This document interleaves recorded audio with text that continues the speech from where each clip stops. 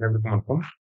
நம்ம கரண்ட் அஃபேர்ஸ்ல இன்னைக்கு என்ன பார்க்க போறோம் அப்படின்னா, கினி இண்டெக்ஸ் அண்ட் இந்தியா அப்படிங்கிற இந்த டாபிக்க பத்தி தான் பார்க்க போறோம். சமீபத்தில இந்த டாபிக்க பொறுத்தவரைக்கும் பார்த்தீங்கன்னா, ஆ அதிகமா வந்து நியூஸ் பேப்பர் ஆர்டிகிள்ஸ்ல ரிஃப்ளெக்ட் ஆன ஒரு டாபிக்கா இருக்கு.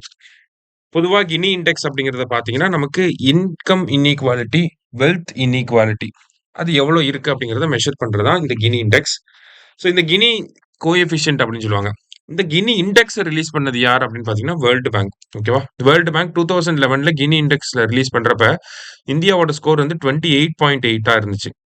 இப்போ இந்தியாவோட ஸ்கோர் என்னவா இருக்கு அப்படின்னு சொல்லி பார்த்தீங்கன்னா, 25.5 இருக்கு. ஓகேவா? இப்ப என்ன பண்ணியிருக்கோம், நம்ப இன்இக்வாலிட்டி கொஞ்சம் கொஞ்சமா கம்மி பண்ணிட்டே வரோம் அப்படிங்கிற அர்த்தம். சரியா? 25.5 இருக்கனால நம்ப வந்து எந்த கேட்டகரில வரோம்னா, மாடரேட்லி லோ இன்இக்வாலிட்டி அப்படிங்கிற இந்த கேட்டகரிக்கு கீழ நம்ப வரோம். சரியா? வேர்ல்டுலயே பார்த்தீங்கன்னா, நம்ப 4த் மோஸ்ட் ஈக்குவல் கண்ட்ரி அப்படின்னு சொல்லி சொல்றாங்க. ஸ்லோவேக்கியா, ஸ்லோவேனியா, பெலாருஸ்க்கு அப்புறமா இந்தியாவ வந்து பிளேஸ் பண்றாங்க. சரியா? அமெரிக்கா, சைனாவுக்குலாம் முன்னாடி இருக்கோம் நம்ப இன்இக்வாலிட்டிய கம்மி பண்றதுல. அப்ப இன்இக்வாலிட்டிய கம்மி பண்றதுல நம்ப ஓரளவுக்கு சக்சஸ் ஆயிருக்கோம். என்ன காரணங்கள்லாம் இருக்கு அப்படின்னா, ஃபர்ஸ்ட் பாவர்ட்டிய கம்மி பண்ணியிருக்கோம். வேர்ல்டு பேங்கோட ரிப்போர்ட் படி 171 மில்லியன் பீப்பிள் வந்து இந்தியாவுல பாவர்ட்டிலிருந்து வெளியே வந்திருக்காங்க. 2011க்கு அப்புறமா. வேர்ல்டு பேங்கோட அந்த பாவர்ட்டி லைன் அப்படிங்கிறது ரீசென்ட்டா சேஞ்ச் பண்ணியிருந்தாங்க. $3 இருந்து $2.15 பெர் டே அப்படின்னு சொல்லி சேஞ்ச் பண்ணியிருந்தாங்க. அதன் அடிப்படையில தான் நம்ம எவ்வளோ பேர வெளிய கொண்டு வந்திருக்கோம். 171 மில்லியன்ஸ் இந்தியன்ஸ வந்து வெளிய கொண்டு வந்திருக்கோம். சரியா? இதுவே $3 அப்படின்ற பழைய டேட்டா வச்சு பார்க்கிறப்பயும், நம்மளோட இன்இக்வாலிட்டி ஐ மீன் நம்ம எவ்வளோ பேர பாவர்ட்டிலேருந்து வெளிய கொண்டு வந்திருக்கோம்னா, 27% இருந்தத 5% கம்மி பண்ணியிருக்கோம். சரியா? 27% எக்ஸ்ட்ரீம் பாவர்ட்டில இருந்திருக்காங்க. அத 5% நம்ம கம்மி பண்ணியிருக்கோம். அப்ப அதுக்கு இந்தியாவோட வெல்ஃபேர் ஸ்கீம்ஸ் வந்து ஒரு பெரிய காரணமா இருக்கு. அதுல குறிப்பா என்னென்ன திட்டங்கள் அப்படின்னு சொல்லி பார்த்தீங்கன்னா, ஃபர்ஸ்ட் ஜன்தன் யோஜனா. ஜன்தன் யோஜனா கீழ எல்லாத்தையுமே பேங்கிங் த அன்பேங்க்டு அப்படின்னு சொல்லி சொல்லுவாங்க. ரூ. 500 காசு குடுப்பாங்க. அந்த மாதிரியான ஒரு திட்டம் தான் இந்த ஜன்தன் யோஜனா. கிட்டத்தட்ட 55 கோடி பேர் என்ன பண்ணியிருக்காங்க, இந்த ஜன்தன் அக்கவுண்ட் வந்து வச்சிருக்காங்க அப்படின்னு சொல்லி குடுத்துருக்காங்க. சரியா? அடுத்ததா பார்த்தீங்க அப்படின்னா, ஆதார் அண்ட் டிஜிட்டல் ஐடென்டிட்டி. இந்த ஆதார் கார்டு கொண்டு வந்தது ஒரு முக்கியமான விஷயம். ஓகேவா? 142 கோடி இந்தியர்களுக்கு ஆதார் கார்டு அப்படிங்கிறது குடுக்கப்பட்டிருக்கு. இந்த ஆதார் கார்டு அப்படிங்கிறது தான் நமக்கு இந்த ஆதார் கார்ட பேஸ் பண்ணி தான் நமக்கு வெல்ஃபேர் ஸ்கீம்ஸ வந்து குடுக்குறாங்க. அதனால தான் backbone of welfare delivery அப்படின்னு சொல்லி சொல்றாங்க. அதாவது சரியான திட்டங்கள், சரியான தேவையான மக்களுக்கு போய் சேர்றதுக்கு இந்த ஆதார் உதவிகரமா இருக்கு அப்படின்னு சொல்லியிருக்காங்க. அடுத்தது டைரக்ட் பெனிஃபிட் டிரான்ஸ்ஃபர். இப்ப முன்னாடிலாம் பார்த்தீங்கன்னா, 100 நாள் வேலை திட்டத்துல சம்பளம் கையில குடுப்பாங்க. ரூ. 100. அதுல ரூ. 10 ரூ. 20 புடிச்சுக்கிட்டு குடுப்பாங்க. கரப்ஷன் பண்ணுவாங்க. லீக்கேஜஸ் அப்படிங்கிறது இருக்கும். டிலே ஏற்படும். இப்ப டைரக்ட் பெனிஃபிட் டிரான்ஸ்ஃபர் வந்தனால, அது டைரக்ட்டா என்ன ஆகுது அப்படின்னு சொல்லி பார்த்தீங்கன்னா, நமக்கு எந்த ஒரு லீக்கேஜும் இல்லாம, கரப்ஷன் இல்லாம மக்கள் கைக்கு போய் சேருது.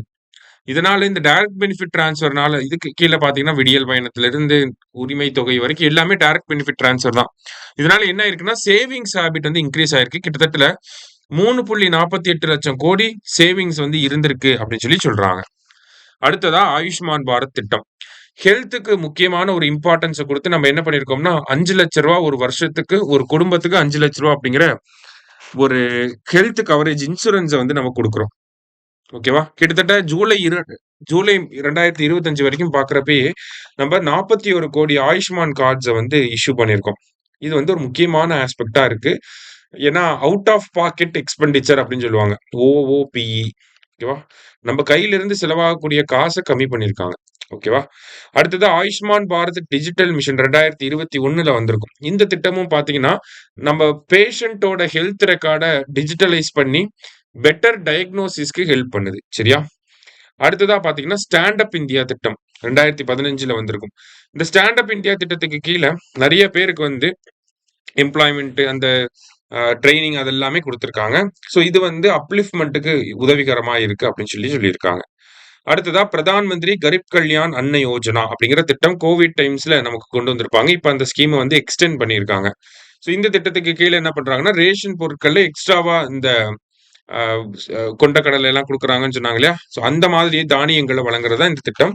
அதுல 80 கோடி பேர் வந்து பெனிஃபிஷியரீஸா இருக்காங்க அப்படின்னு சொல்லி குடுத்துருக்காங்க. ஓகேவா? நெக்ஸ்ட் தான் பார்த்தீங்கன்னா, பிஎம் விஸ்வகர்மா திட்டம். இது வந்து கைவினை கலைஞர்களுக்காக அவங்களோட வாழ்வாதாரத்த முன்னேற்றணும் அப்படிங்கிறதுக்காக கடன் உதவியை வழங்கக்கூடிய ஒரு திட்டம். இதனாலேயும் கைவினைப் பொருட்கள் செய்யக்கூடிய ஆட்களும் இன்கிரீஸ் ஆயிருக்காங்க. கிட்டத்தட்ட 29,00,000 பேர் வந்து இந்த திட்டத்துக்கு கீழ பதிவு செஞ்சிருக்காங்க. சரியா? ஸோ இந்த மாதிரியான நலத்திட்டங்கள் எல்லாமே எதுக்கு கான்ட்ரிபியூட் பண்ணியிருக்கு அப்படின்னு சொல்லி பார்த்தீங்கன்னா, மக்கள வறுமையிலிருந்து வெளிய கொண்டு வரதுக்கு கான்ட்ரிபியூட் பண்ணியிருக்கு. அதனால தான் என்ன ஆயிருக்கு, நம்ம ஜினி இண்டெக்ஸ்ல நம்ம 4வது இடத்துக்கு போறதுக்கு ஒரு முக்கியமான அடித்தளமாக இந்த திட்டங்கள் எல்லாமே இருந்திருக்கு. இது மாரி நெறைய திட்டங்கள சொல்லலாம். உஜ்வாலா யோஜனாவ சொல்லலாம். பிஎம் கிசான் சொல்லலாம். இந்த மாரி நெறைய திட்டங்கள் வந்து இந்திய அரசாங்கம் போட்டிருக்காங்க. அந்த திட்டத்தினால தான் இதெல்லாம் நடந்திருக்கு. சரியா? அடுத்தது சேலஞ்சஸ் என்ன இருக்கு அப்படின்னு சொல்லி பார்த்தோம்னா, high poverty despite low inequality index. Inequality கம்மியா இருந்தாலுமே, பாவர்ட்டி அப்படிங்கிறது இன்னமும் அதிகமா தான் இருக்கு அப்படிங்கிறத சொல்றாங்க. இன்னும் 300 மில்லியன் பீப்பிளுக்கு மேல பாவர்ட்டில தான் இருக்காங்க. இந்தியா அப்படிங்கிறது ஒரு பெரிய நாடு. அப்படிங்கிறப்ப எவ்வளவு பேர் நம்ம 171 மில்லியன வெளிய கொண்டு வந்திருக்கோம். அது பெருசா பேச மாட்டாங்க. இன்னும் 300 மில்லியன் அப்படிங்கிறது தான் பெருசா பேசப்படும். சரியா? அப்பதான் அவங்கள ஃபோக்கஸ் பண்ணி நம்ம வெல்ஃபேர் ஸ்கீம்ஸ கொண்டு வர முடியும். சரியா? அடுத்ததா பார்த்தீங்கன்னா, வேஜ் அண்ட் இன்கம் டிஸ்பாரிட்டி அப்படின்னு சொல்லியிருக்காங்க. அதாவது பொதுவா சொல்லுவாங்க, இந்தியாவுல டாப் 10% தான் வந்து பாட்டம் 10%ஓட அதிக அளவுல சொத்துக்கள வச்சிருக்காங்க. இன்கம் அவங்களுக்கு தான் அதிகமா இருக்கு அப்படின்னு சொல்லி சொல்றாங்க. ஓகேவா? அதாவது ரிச்சஸ்ட் 1% பார்த்தீங்கன்னா, இந்தியாவோட மொத்த அசெட்ல 40% அவங்களுக்கு தான் இருக்கு. ஆனா பாட்டம் 50%ல இருக்கவங்க இந்தியாவோட மொத்த நேஷனல் வெல்த்ல 3% தான் வச்சிருக்காங்க. சரியா? அப்ப இது ஒரு முக்கியமான விஷயமா இருக்கு. அடுத்ததா அவுட்டேட்டட் பாவர்ட்டி லைன் அப்படின்னு சொல்றாங்க. ஏன்னா நமக்கு கடைசியா இந்த பாவர்ட்டி லைன் நம்ம வேர்ல்டு பேங்க் வச்சு பார்க்கறப்ப தான் $2.15. இந்தியாவை பொறுத்தவரைக்கும் பார்த்தீங்கன்னா, ரங்கராஜன் கமிட்டி தான் கடைசியா 2014ல சொல்லியிருப்பாங்க. அவங்க மாசம் எவ்வளவு எக்ஸ்பெண்டிச்சர் பண்றாங்க, அத அடிப்படையா வச்சு அர்பன் ரீஜியன்னா ரூ. 1,400, ரூரல் ரீஜியன்னா ரூ. 972ன்னு சொல்லியிருக்காங்க. ஆனா சமீபத்தில வந்த house hold consumption expenditure survey எப்போ வந்திருக்கும் அப்படின்னா, 2024க்கான டேட்டா படி பார்க்கறப்ப, அர்பன்ல இருக்கவங்க மாசத்துக்கு ரூ. 6,996யும், ரூரல்ல இருக்கவங்க மாசத்துக்கு ரூ. 4,300 வந்து செலவு பண்றாங்க அப்படின்னு அப்டேட் ஆயிருக்கு. அப்ப இதுக்கும் எவ்வளோ கான்ட்ராடிக்ஷன் இருக்கு அப்படின்னு சொல்லி பாருங்க. ஆவரேஜா மாசத்துக்கு செலவு பண்ணக்கூடிய தொகை இது. இது பாவர்ட்டி லைனோட தொகை. அப்ப பாவர்ட்டி லைன அப்டேட் பண்ணணும் அப்படிங்கிறது ஒரு முக்கியமான சேலஞ்சா இருக்கு. அடுத்தது அன்ஈக்குவல் ஆக்சஸ் டூ ஆப்பர்ச்சுனிட்டீஸ். சம வாய்ப்புகள் இல்லாம இருக்கிறது இன்னமும் மாற்றுத்திறனாளிகளா இருந்தாலும் சரி, இந்த 3ஆம் பாலினத்தவரா இருந்தாலும் சரி, எஸ்சி, எஸ்டி மக்கள், அதிலயும் குறிப்பா இந்த பிவிடிஜி அப்படின்னு சொல்லுவாங்க. Particularly vulnerable tribal groups. இவங்களுக்கெல்லாம் பார்த்தீங்கன்னா, இன்னும் ஈக்குவலான ஆப்பர்ச்சுனிட்டீஸ் கிடைக்க இல்ல. சரியா? ஸோ இதெல்லாம் தான் நமக்கு சேலஞ்சஸா இருக்கு. இத அட்ரஸ் பண்றதுக்கு என்ன வே ஃபார்வர்ட் இருக்கு அப்படின்னு சொல்லி பார்த்தோம்னா, நம்மளோட பாவர்ட்டி லைன சேஞ்ச் பண்ணணும். ஓகேங்களா? அப்டேட் பண்ணணும். சேஞ்ச் பண்ணணுங்கிறத விட ரிவைஸ் பண்ணணும், அப்டேட் பண்ணணும்னு சொல்லலாம். அடுத்தது லேபர் மார்க்கெட் புரொடெக்ஷன்ஸ அதிகப்படுத்தணும். சோ தட் கிக் வொர்க்கர்ஸ் அவங்களுக்கெல்லாம் வந்து fair wages, social security benefits இது எல்லாமே கிடைக்கணும் அப்படிங்கிறதுக்காக. அடுத்தது public investment in education and health அத அதிகப்படுத்தணும். ஓகேங்களா? இப்ப சர்வ சிக்ஷா அபியான், பிஎம் ஸ்ரீ திட்டம் இருக்கு. நமக்கு ஆயுஷ்மான் பாரத் இருக்கு. நேஷனல் எஜுகேஷன் பாலிசி இருக்கு. இதெல்லாம் சரியான முறையில இம்ப்ளிமெண்ட் பண்றதுக்கு இன்னும் அதிக ஃபண்டிங் வந்து தேவைப்படுது. சரியா? அப்புறம் டிஜிட்டல் டிவைட வந்து கம்மி பண்ணணும். டிஜிட்டல் டிவைட எப்படி கம்மி பண்ணலாம்? பாரத் நெட் ப்ராஜெக்ட் இதெல்லாம் வந்து அதிகப்படுத்தலாம். அஃபோர்டபிள் ஸ்மார்ட் போன்ஸ வந்து அவங்களுக்கு குடுக்கலாம். அதுக்கான டாக்ஸேஷன கம்மி பண்ணலாம். அந்த மாதிரி ஒரு விஷயத்த கொண்டு வராங்க. அடுத்தது ஜெண்டர் இன்இக்வாலிட்டிய வந்து அட்ரஸ் பண்ணணும். நெறைய ஸ்டெப்ஸ் எடுத்துட்டு இருக்கோம். இன்னமும் அதிகமான ஸ்டெப்ஸ் எடுத்து இந்த ஜெண்டர் இன்இக்வாலிட்டிய அட்ரஸ் பண்றப்ப, நம்ம என்ன பண்ண முடியும்? அ நெறைய பேர வறுமையிலிருந்து வெளிய கொண்டு வர முடியும். ஜின்னி இண்டெக்ஸ்லயும் நம்மளோட ஸ்கோர் நல்லா இருக்கும். அப்படிங்கிறத இந்த இடத்துல சொல்ல வராங்க. சரியா? முக்கியமான கன்டென்ட் இது. நல்லா பார்த்து வச்சுக்கோங்க. நன்றி.